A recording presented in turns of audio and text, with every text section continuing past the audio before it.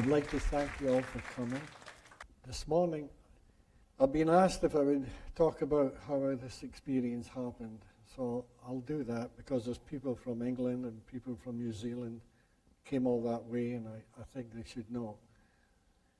And there's something else I'd like to explain to you. Under no way, shape, or form am I talking religion. And if you are a religious person, immaterial what it is, if you hear what I'm saying, you'll understand your own religion more than you've ever heard in your life.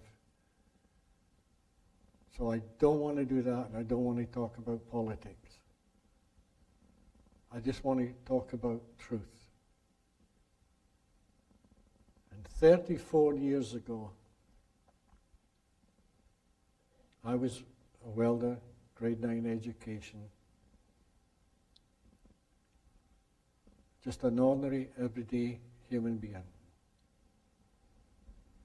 And I was having a little bit of trouble in my marriage. It wasn't because Barb and I didn't love each other. It was something really, really bad called a mother-in-law. And I kept blaming my mother-in-law for all her problems because she stayed with us. And during that time, if you remember, in the early 70s was a kind of hippie time. A lot of people were going to these awareness groups. And people, my friends, would say, why don't you go to one of those groups and just see if you can get some help? Well, we were really scared of that because everybody we knew that went to those awareness groups were getting divorces. And we figured, well, that's not much help. That's the last thing we want is a divorce. So it scared us. But anyway, through time, people kept egging us on. And I heard that this #1 psychologist from New York was going to a place called Cold Mountain for a long weekend. And it wasn't too far from where we lived. So we thought, well, if we're going to go, we're going to go at the best.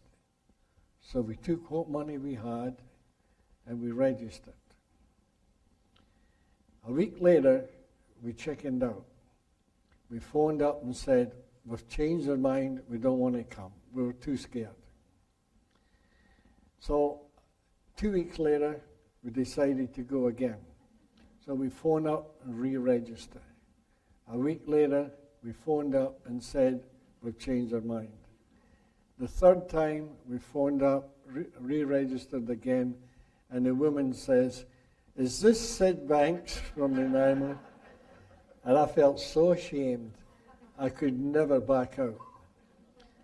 So off we went to this awareness group thing for a weekend. It was a beautiful situation. It was incredible trees and mountains, and it was on the ocean. It was really, really beautiful, nice accommodation. And we thought, boy, this is what we need. You've got to rest at the same time. So the first day there, we just got introduced and told all the rules and regulations, etc. And we went for supper that night. And sitting with us at the supper were these young couple. So we introduced ourselves to them, and the young man was a psychologist with his girlfriend. So we started to talk, just general talk, and I was a nervous wreck because this head man that had come from New York was so well known that therapists from all over Canada and all over the United States came. And here I am, a grade 9 welder. I was petrified. So anyway, I'm talking to this young man, and after the supper, the four of us walked down the beach. And naturally, he's a psychologist, and I wanted to get all this out, and I wanted to really prove it was my mother-in-law. So I started to tell him how nervous I was and how insecure I was all my life, and I told him all the reasons of my past, my childhood, why I was in this state. And he turned around to me and he said, you know, Sid, I'm the same as you. I'm a nervous wreck. And I thought, well, this is impossible. He's had all this education, he's a psychologist, and he's telling me he's a nervous wreck. I found it hard to believe. But anyway, that's the way it was. The following morning, we went to this so-called help group, and it started. And in those days, they used to tell you, be up front. Now, that meant whatever you thought your wife was or your husband was, you could get it out and curse and swear at them. And it was pandemonium. It was like being in a zoo in the monkey cage. It just terrible. As a matter of fact, it was so bad, one of the trainers slapped this other woman over the face and told her she was an egotistical ass because she'd had a nose job. And when it was finished, I looked at Barb, and she's shaking her head. She says, why did we ever come here? This is the worst horrible situation I've ever put myself in my entire life. I want to go home. And I agreed. There was no help there. It was total pathetic. So I said, okay, tomorrow we'll go home. But we had to wait till 2 in the afternoon before the ferry came to take us back. So that evening, we went for supper again. We're sitting beside the same young man. And after it was finished, we stood up, walked outside, and here's where the mystery starts. This young man said the most unusual thing to me. He says, you know, Sid, Moses went up the mountain to talk to God. And God said to Moses, go down and tell those people anything you want, and they'll believe you. And you told me last night you were an insecure person, and I've never heard such nonsense in all my life. Now, that was his words. You know how the great mystics talk about hearing beyond the word? I heard beyond the word. And what I really heard them say was, there's no such thing as insecurity. It is all created from thought. Immediately I heard that, I had no insecurity. My life changed. My past didn't mean a tinker's tooth. I was free. I was so happy, it was unbelievable. And I was so full of joy, I couldn't believe it. It was instant. And I turned around to this man and I said, have you any idea what you just said? And he said, of course I do. I just don't make idle chatter. But he didn't. Because if he had, he wouldn't be there. It was all intellectual. That night, we went back to the bedroom, and we're standing in this room, and I'm saying to Barb, isn't it amazing? We don't have any problems. It's all thought. And she started going, oh, maybe your problems aren't real, but mine is. And I'm saying, no, they're not. They're just thought. But you couldn't hear me. So the following morning, we went into another session with these people, and it was totally bizarre to me. But the greatest thing of all was all the therapists that were there were doing the very best they could. They were talking in this world where they'd been taught. They wanted to help everybody, and they were doing the best they could. That's what I saw. But Barb didn't see that. She just saw them as a bunch of idiots, just creating trouble. And I'm saying, no, babe, they're doing their best. This is the world. It's a world of thought. She couldn't see that. And all the way back, she's saying, never have I ever wasted money so much in all my life. Money that we can ill afford. It's just a waste of time. So we got home, and the following day, decided to take Grandma, which by this time looked a lot better to me. We took her over to Salt Spring to a little family cottage, and we in the cottage, got it all set up. The two ladies were making supper, and I was sitting reading the Sun newspaper. And the ladies were in the kitchen, and I could hear them talk. And that same kind of hearing came over me again. And I heard beyond what they were saying. And I knew they didn't know what they were saying. So I burst out laughing. My mother-in-law, she comes rushing into the living room like this, quite cocky. May I ask what's so funny? Well, you didn't laugh at Grandma. That was a no-no. So I didn't say anything. I just sitting there. So the two ladies sat down in the living room, and if looks could kill, I was a dead man. And I thought to myself, boy, I'm in trouble with two women here. I've got to try and get myself out of this. So I stood up to explain to them why I was laughing. Instead, I looked out the picture window at the ocean. And all of a sudden,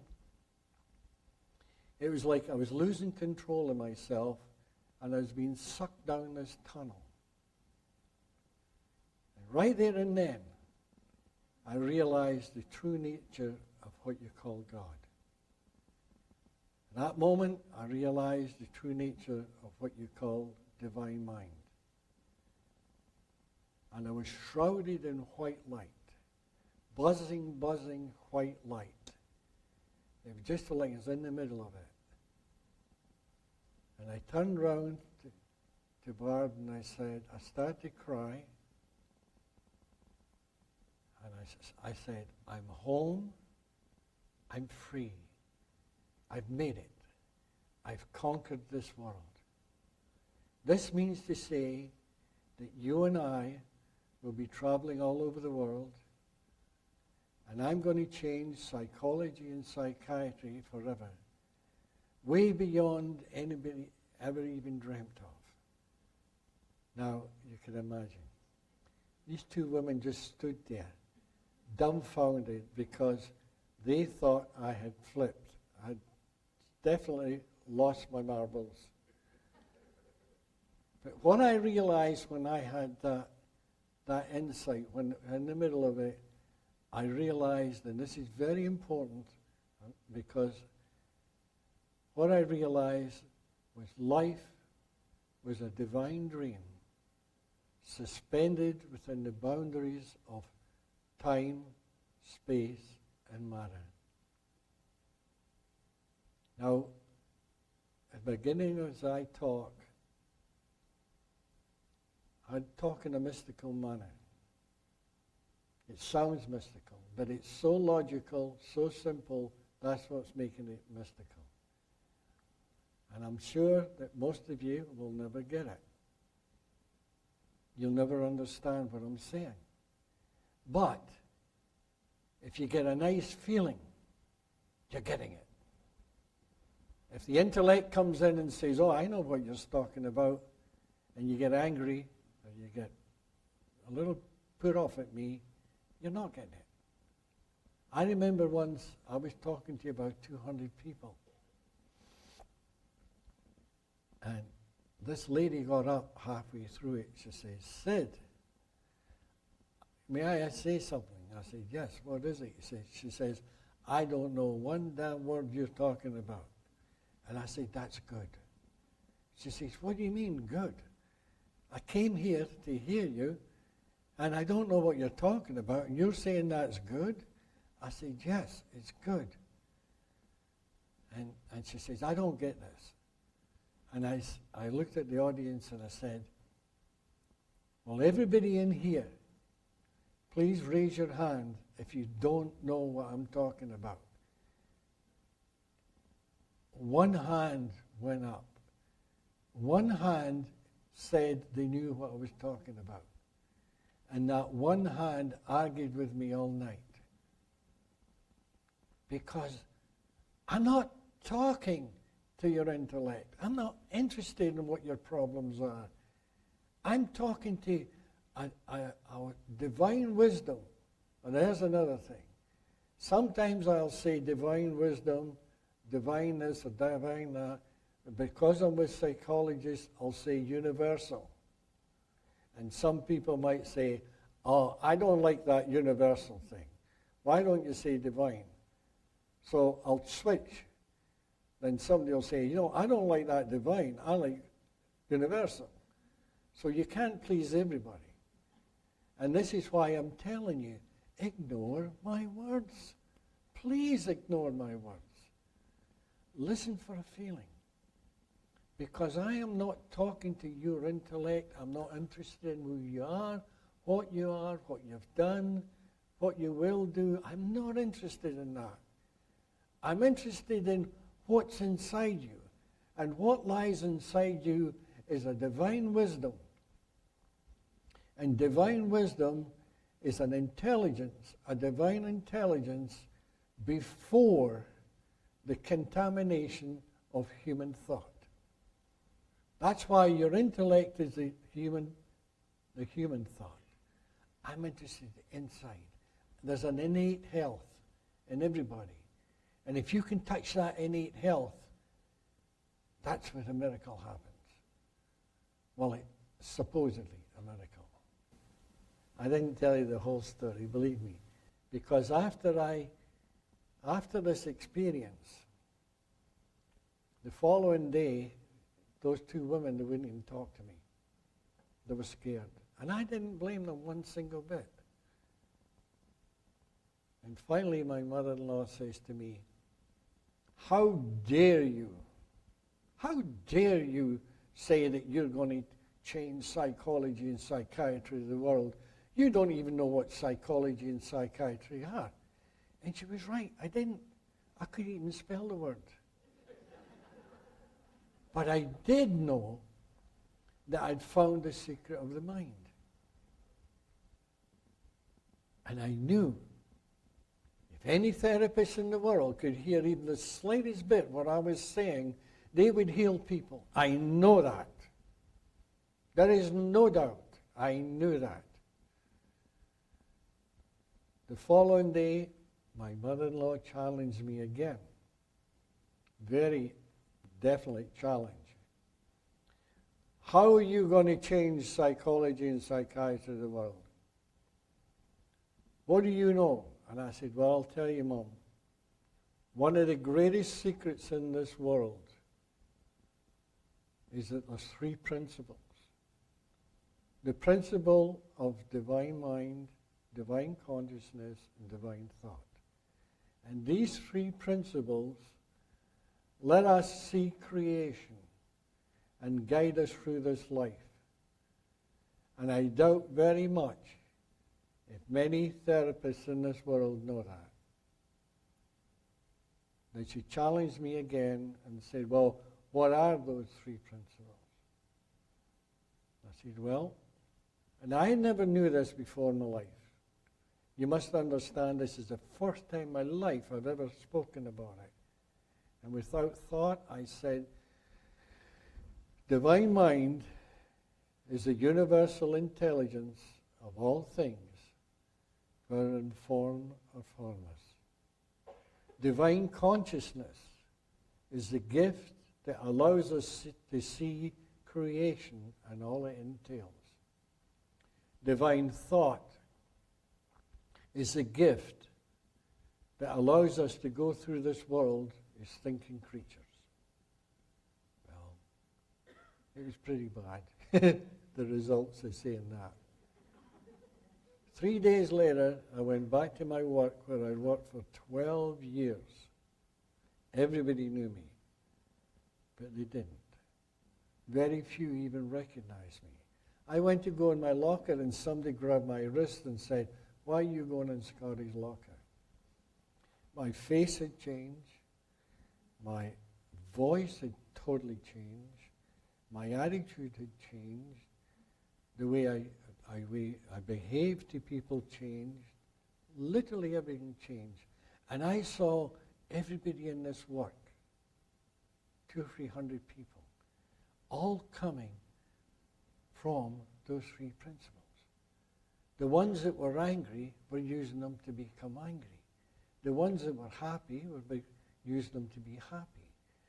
The ones that were insecure were using it to be insecure. And it was a thought. The thought is the secret key that was creating the reality. Thought creates this entire world. Without these three principles, there would not be a world. You create this world that you live in through thought. This is the greatest secret on earth. Now, later on, I started to realize this is not just for psychology and psychiatry. This is for the world. Because this is the human behavior. It's the secret to life. Because you see, what I realized that day was God was the energy of all things, whether in form or formless. So before creation, there's a formless energy. And from this formless divine energy, all life is created. And here lies the answer. Now you might say, well, what's this got to do with me? I'm a psychologist, I'm a psychiatrist, I'm a social worker, I've got a problem with my marriage. This is the answer. Because it wakes up your wisdom. Now I know ordinary people with no training whatsoever, zero, who were mixed up, lost people, lost souls, and they come and listen to me. And I'd say to them, I'll tell you what. And a lot of them were unemployed, some of them were even hippies. And I'd say, if you hear this much, just this much, what I'm saying, you will be traveling all over the world. You can talk to the high echelon of the greatest companies in the world. You can talk to psychiatrists, psychologists. You can teach anybody in the world. And they say, that's impossible. Say, you're really going too far. But it's not. Because today, that's exactly what these people are doing. But when they go into a company that's in real big trouble, or they go into jails that are in trouble, they don't try and tell you how to run your company. Or if they go into a university, they're not trying to tell you how to be a psychologist or psychiatrist. That's none of their business. They don't know anything about it. And you think, well, if that's so, how can they help them? You know how they do it? They talk to the wisdom that's inside you. And they bring your wisdom alive, and when it comes alive, then you become wise.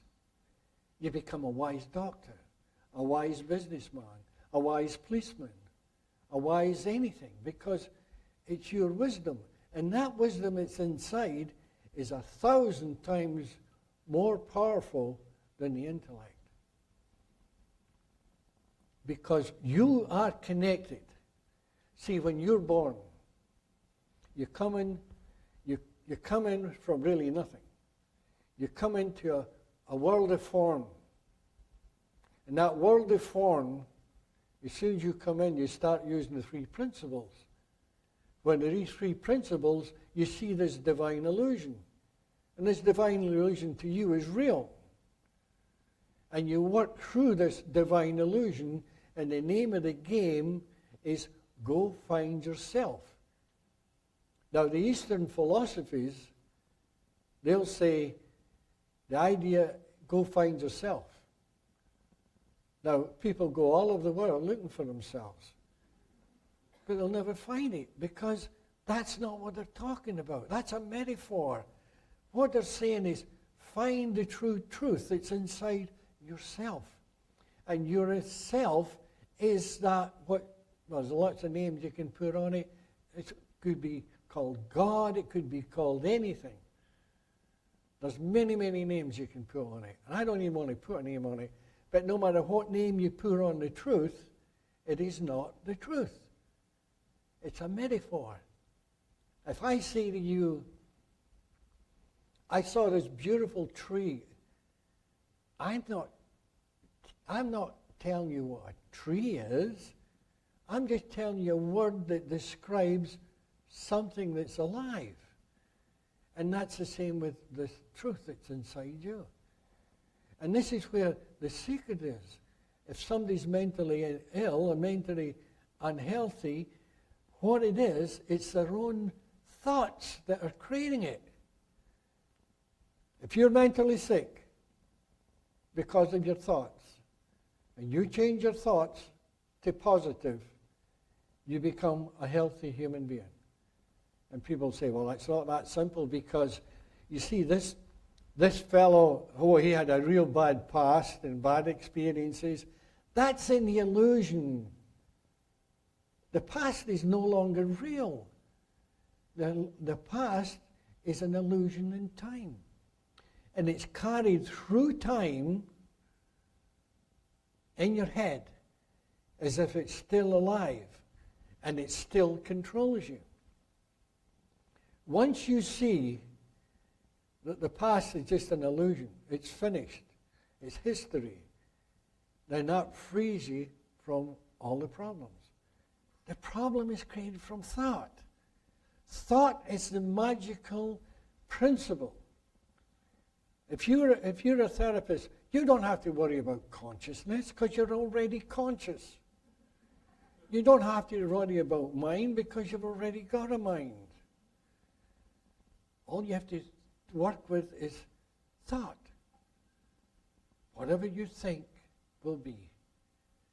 Whatever you think the world is, that's what it is. And this is where the great mystics of the world talked about everybody living in separate realities.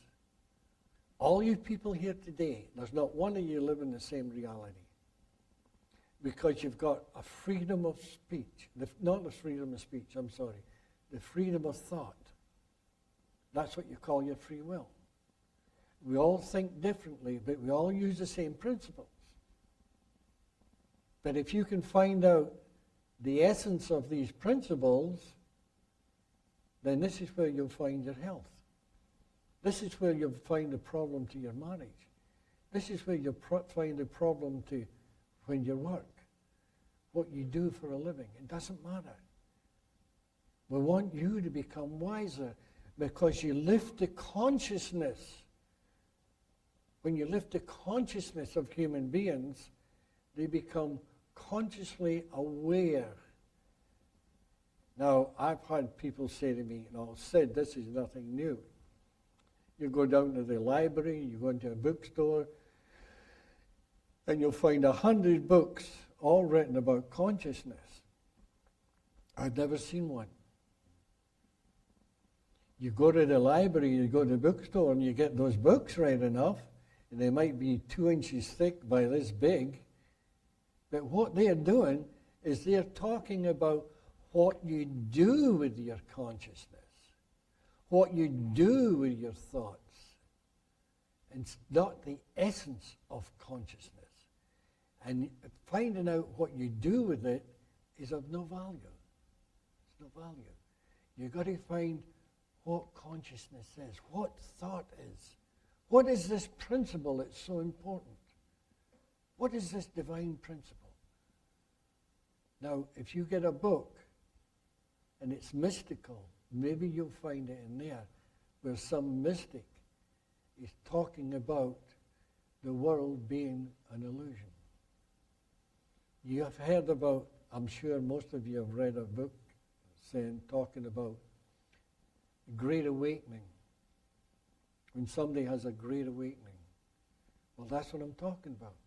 They awaken from this divine dream to realize that the dreamer. Everybody's only one thought away from finding what you call enlightenment. And you know what the ironic thing is? That one thought is the state of no thought. No thought from the personal mind. The personal mind goes to sleep for that split second. And when the personal mind goes to sleep, what's left is divine thought, purity of thought, which gives you the answer you're looking for. But in the meantime, if you just get a little tiny bit of it, a glimmer of it, it will change your mind. It'll change your life. How can I explain this? Okay. Just imagine that all of us, and all of life, there's a 3-foot wall, a 3-foot thick wall, and it's maybe 10 feet high. And you're at the bottom and you're looking at this wall. And all you can see is a dark wall. That's the people that are really, really suffering. That's the people that you doctors are trying to help. They're down on the bottom looking at this wall. Somebody comes along with a ladder, puts it against the wall and says, I want you to climb up this ladder. And the fear stops them. Fear always stops you from going from one level to another. Always. And it's when you conquer that fear, you go through it. They get up in the first rung. Now they're already away from the wall a little bit, so it's a little bit better. They go up higher, higher. Then all of a sudden, they see very, very little, and they see beyond the wall, there's a little bush, and it's green, and a bit of sky. And they say, wow, I didn't know life was like this. And the mystic will say, well, I told you it was there. Well, why didn't you tell me before? They say, I've been telling you for years, but you won't listen. All those wise people from the beginning of time have always said this. So anyway, through time, you start going up the ladder. And each rung of the ladder is a level of consciousness. You go up the ladder another rung, and you see beyond the bush, and there's lawn, green lawn, and there's trees. You keep going up, then there's beautiful skies and lakes. And all of a sudden, you get to the top of the ladder, and everything looks beautiful. You're seeing the world as is. And you're standing on top of this wall, and you're saying to people, why don't you come up here? The sun's shining. What sun? There's lakes. What lakes? They don't see it. And it's not until they start walking up. Then, when you get to the top, you realize there is no wall. It's all an illusion. You were at the top of the ladder all the time. And that's how it works.